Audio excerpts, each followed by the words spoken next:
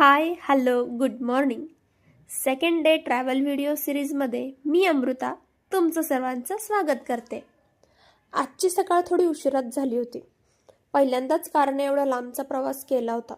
त्यामुळे आज आम्ही असं ठरवलं की हैदराबाद फिरायला ओला बुक करू. मग काय, ओला बुक केली होती.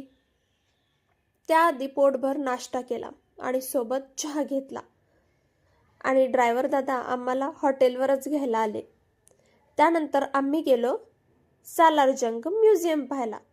हे म्युझियम पाहिलं, इतकं छान होतं ना की बस शब्दातही सांगता येणार नाही. तुम्ही जर कधी हैदराबादला व्हिजिट करत असाल ना तर या ठिकाणी ना नक्कीच जा. त्यानंतर ना आम्ही गेलो चौमाला पॅलेस पाहायला.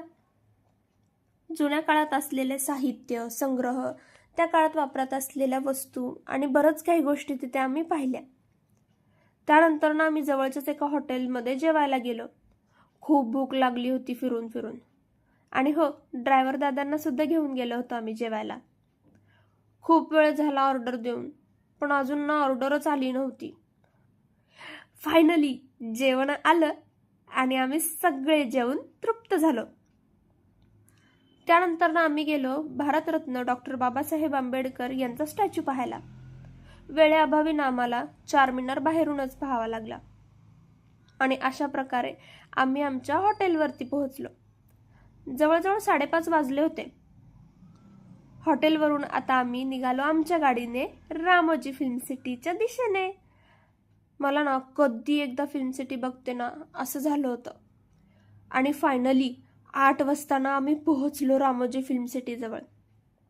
आता नाईटला स्टे करायचा आहे म्हटल्यावरती हॉटेलची आमची शोधाशोध सुरू झाली.